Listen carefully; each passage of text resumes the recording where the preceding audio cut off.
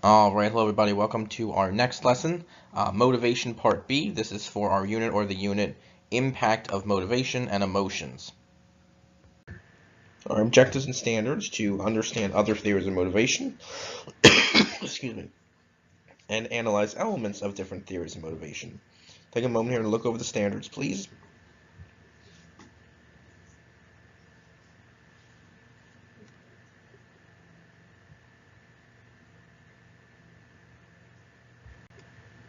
Vocabulary: an incentive is an external stimulus or reinforcer that rewards or motivates behavior.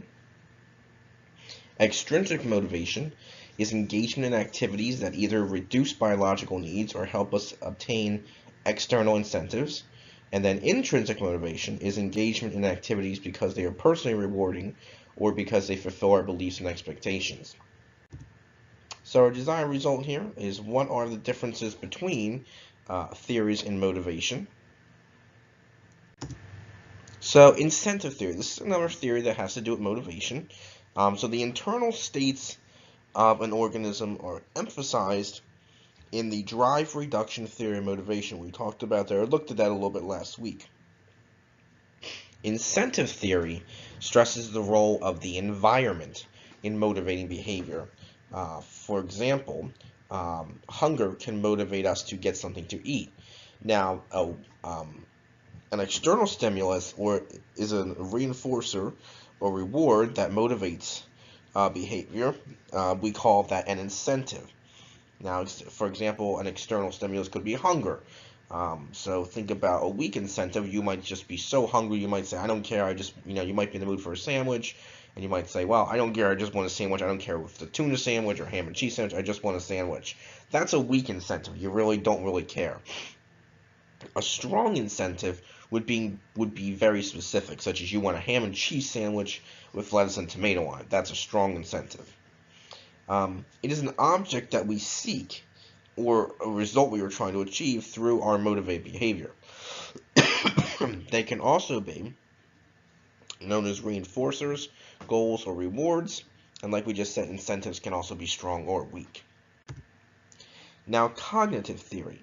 Cognitive theory explains motivation by looking at forces inside and outside of us, and this is also the job of cognitive psychologists. So they typically believe in cognitive theory, and it's proposed by them and in this theory that we act in particular ways at particular times as a result of extrinsic or intrinsic motivation.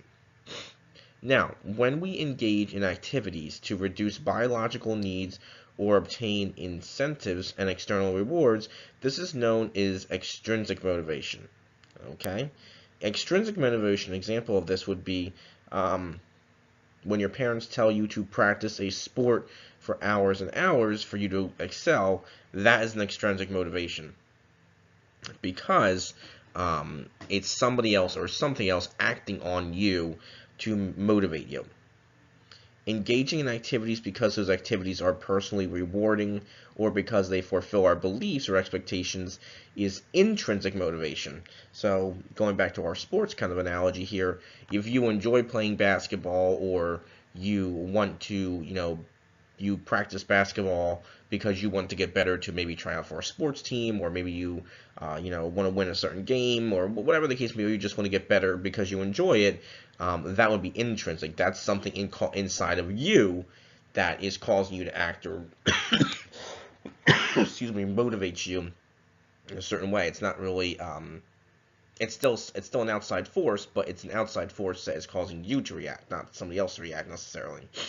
Now, we can also have a combination of both intrinsic and extrinsic motivation in the same situation. For example, if you go out to eat with your friends, you are satisfying your hunger, which is an extrinsic motivation, but it also allows you to socialize with friends. So this is known as intrinsic motivation. So this is an example where it doesn't just have to be one or the other. We can have both occur at the same time. Now, sometimes, though, the over-justification effect can occur. And this is receiving more extrinsic motivation as necessary.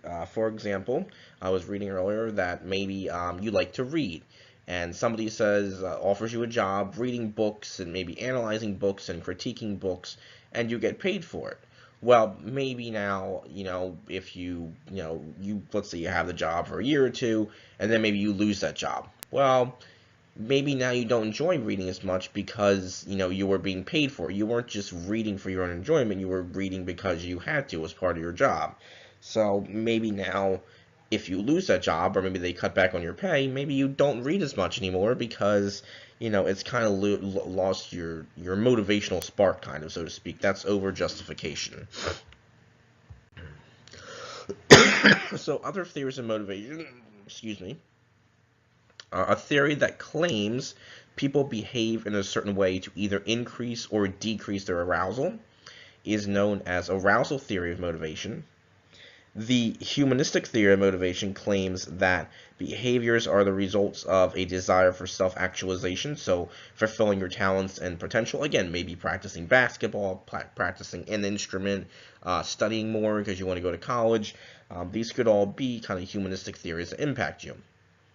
Also, expectancy theory claims choices are made to maximize pleasure or minimize pain. Alright, so our closure for this is, what are the differences in theories of motivation? So think about some of the theories we've talked about in today's lesson, and try to compare and contrast them. And if you have any questions about that, let me know. Hopefully talk to you soon. Have a good rest of your day or night.